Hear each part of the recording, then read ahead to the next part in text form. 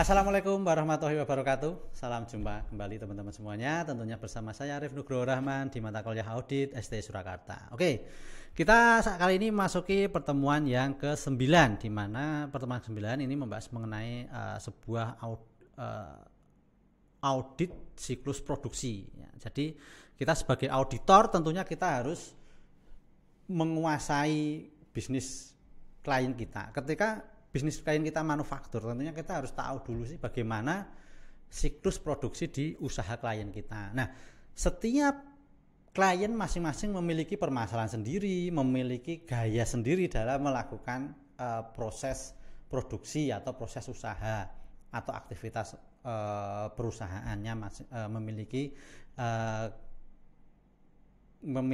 ciri khas masing-masing. Tentunya itulah yang menjadi fokus kita. Kenapa kita harus memahami audit siklus produksi? Ini kalau kita nanti seorang auditor itu akan mengaudit sebuah perusahaan manufaktur atau klien kita itu sebuah perusahaan manufaktur.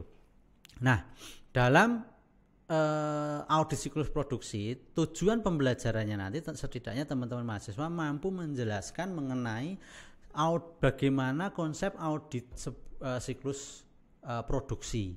Tentunya teman-teman nanti juga mampu menjelaskan mengenai bagaimana cara menentukan harga pokok produksi, ya, seperti itu, dan bagaimana mengakui penyajian-penyajian terkait dengan entah itu pendapatan, pengeluaran maupun produksi dari sebuah usaha yang dijalankan oleh klien kita. Nah, semuanya itu tentunya audit siklus produksi ini gabungan antara siklus pengeluaran dan siklus pendapatan. Dan nanti akan membahas mengenai aktivitas operasional yang ada di dalam internal perusahaan. Maka dari itu audit siklus produksi ini lebih sifatnya ke internal, ya. Nah, jadi berbicara mengenai produksi itu sendiri, ya, kalau diproyeksikan dalam laporan neraca, ya, itu siklus produksi itu ada di bagian aset dan bagian persediaan.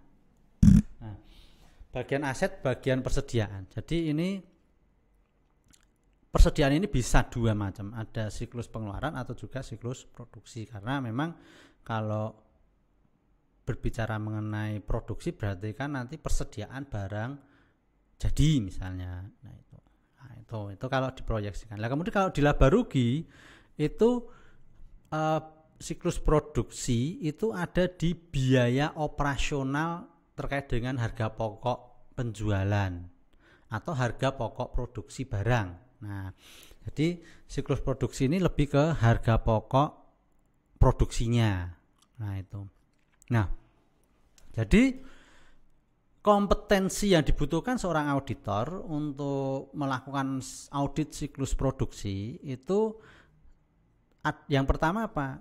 Terkait dengan akuntansi biaya dan akuntansi manajemen. Agar apa? Agar nanti dalam melakukan audit bisa efektif, ya, bisa efektif seorang auditor. Nah, kompetensi yang perlu dikuasai apa? Yang pertama misalnya itu terkait dengan bahan baku. Nah, penggunaan bahan baku. Kemudian penggunaan bahan pembantu. Nah, itu. Kemudian akuntansi untuk tenaga kerja langsung. Biaya tenaga kerja yang tidak langsung, ya, tenaga kerja tidak langsung misalnya. Kemudian overhead pabrik, alokasi biaya produksi misalnya, entah itu tenaga kerja langsung, bahan baku, overhead, ke persediaan barang dalam proses. Karena ada persediaan yang biasanya sifatnya itu masih proses, ya, dalam pemrosesan. Nah, itu yang perlu dikuasai oleh seorang auditor untuk mengaudit siklus produksi. Nah, berbicara mengenai audit siklus produksi, dalam siklus produksi itu sendiri kan ada beberapa misalnya biaya yang dikeluarkan dikeluarkan untuk produksi. Ya, ada namanya elemen laporan biaya produksi. Nah, jadi data produksi, elemen biaya produksi. Data produksi itu dimulai dari apa? Persediaan awal. Nah, persediaan awal, kemudian produk masuk dalam proses atau barang masuk dalam proses, ya.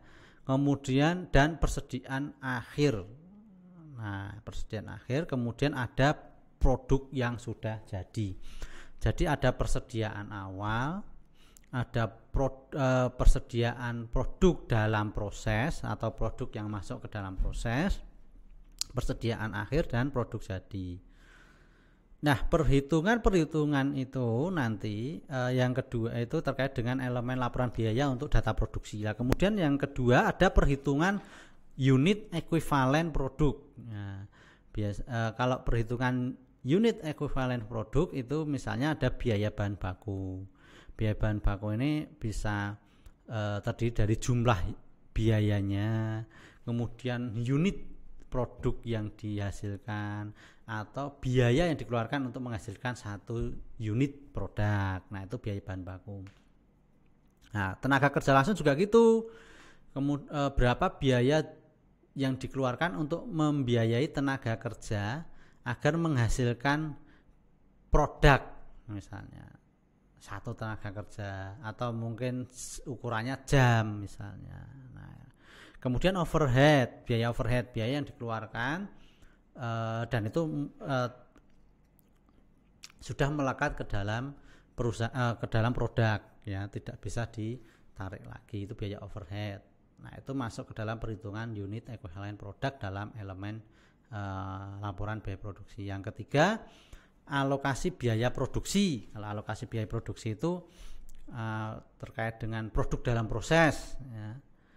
Produk dalam proses itu membutuhkan berapa biaya bahan bakunya, tenaga kerja langsungnya, dan overhead pabriknya. Sampai nanti produk itu jadi, itu berapa biaya bahan baku yang diserap, biaya tenaga kerja, dan biaya overheadnya. Nah, audit siklus produksi tentunya secara kerangkanya dapat digambarkan pada slide yang saya sharekan. Jadi mulai dari tentukan, kita harus melihat laporan keuangannya, sistem pengendaliannya bagaimana, baru nanti sistem produksinya, alur prosedur produksinya. Nah, yang biasanya kalau produksi atau siklus produksi itu kan dimulai dari bahan baku, biaya tenaga kerja langsung, dan BOP itu sebagai bahan inputan. Kemudian diproses ke dalam produksi atau dalam aktivitas produksi. Nah, itu nanti prosesnya itu kalau dalam administrasinya dicatat dalam akuntansi biaya. Ya, proses akuntansi biayanya itu bisa manual, bisa menggunakan program atau digital. Lah, outputnya apa? Akun-akun dalam laporan keuangan. Nanti ada biaya mengakui biaya bahan baku, biaya tenaga kerja langsung, dan biaya overhead masing-masing itu ada pengakuannya. Tentunya apa? Sesuai dengan standar akuntansi yang diterima umum, ya. Nah, jadi memang secara konseptual bahwasanya siklus produksi itu memang berhubungan dengan transaksi kegiatan produksi, ya. Jadi semua aktivitas yang berhubungan dengan transaksi kegiatan produksi memang secara sistematis, namanya aja siklus, ya, sistematis. Dari mulai perencanaan produksi, anggaran produksi, pelaksanaan produksi, sampai dengan pelaporan kegiatan produksi, baik untuk manajerial maupun laporan keuangan untuk umum, ya. Kalau manajerial itu nanti masuknya lebih ke internal, ya. Nah, itu biasanya nanti akuntansinya itu sifatnya akuntansi manajemen. Sedangkan kalau laporan keuangan itu akuntansi keuangan yang biasanya berperan di situ. Nah, dalam siklus produksi itu sendiri ada arus-arus data. Ya, tujuan audit siklus produksi itu untuk menguji sebetulnya, mengevaluasi kewajaran terkait dalam kegiatan produksi tentunya. Apakah persediaan itu diakui secara wajar, persediaan produk jadinya diakui secara wajar, produk dalam prosesnya diakui secara wajar, biaya penjualan, harga pokok penjualan tadi diakui secara wajar. Sebetulnya intinya di situ audit siklus produksi. Jadi arus data siklus produksi itu sendiri ya mulai dari persediaan bahan baku, kemudian ada biaya bahan baku yang dikeluarkan, dimasukkan ke dalam proses atau produk dalam proses, kemudian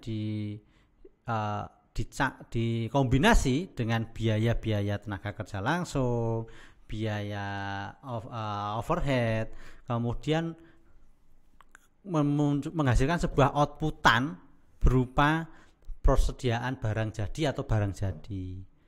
Nah, barang jadi ini nanti tentunya membutuhkan biaya untuk dijual atau biaya untuk maintenance. Muncul namanya biaya penjualan, harga pokok penjualan. Nah itu. Ya, jadi nanti harga pokok penjualan ya juga perlu dihitung secara detail karena itu nanti untuk menentukan tepat atau tidaknya sebuah perusahaan itu memperoleh laba atau pendapatan atau membantu manajemen dalam mengambil keputusan untuk menentukan berapa harga jual. Nah, dasarnya dari nanti harga pokok penjualan ditambah dengan margin tentunya. Lah kita menghendaki margin berapa? Nah, itu dasarnya dari situ hingga nanti ketemu harga jual dari produk tersebut. Ya. Nah, dalam siklus produksi itu membutuhkan tentunya jurnal-jurnal. Ya. Nah, seorang auditor tentunya nanti membutuhkan jurnal-jurnal dalam melakukan audit siklus produksi. Yang pertama misalnya untuk mencatat penggunaan bahan baku. Tentunya kita harus mengakui persediaan barang dalam proses di debit dan persediaan bahan baku di kredit misalnya. Kemudian jurnal untuk apa? Mencatat penggunaan biaya tenaga kerja langsung. Tentunya berarti kan ada persediaan barang dalam proses dengan biaya gaji dan upah. Dan yang ketiga mencatat pembebanan biaya overhead pabrik. Nah itu nanti persediaan barang dalam proses dengan BOP yang dibebankan. Kemudian penyelesaian produk. Nah nanti persediaan produk jadi dengan persediaan produk dalam proses. Mencatat kos penjualan atau biaya penjualan.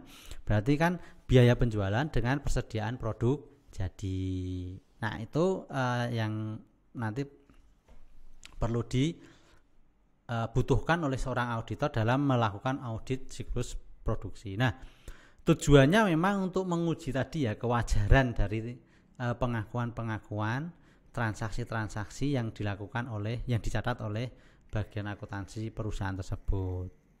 Nah jadi nanti audit siklus produksi itu sendiri nanti memiliki asersi manajemen, yaitu pernyataan secara eksplisit mengenai saldo akun, ya, termasuk pernyataan implisit tentang saldo akun yang mencakup apa saja eksistensi dan terjadinya ya transaksi, kelengkapan, hak dan kewajiban, penilaian atau alokasi serta penyajian dan pengungkapan. Hak dan kewajiban di sini haknya perusahaan dan kewajiban perusahaan ketika melakukan proses produksi. Nah, itu tadi teman-teman terkait dengan audit siklus produksi. Mungkin dari saya cukup sekian dulu, kita lanjut nanti di pertemuan berikutnya. Sekian, assalamualaikum warahmatullahi wabarakatuh.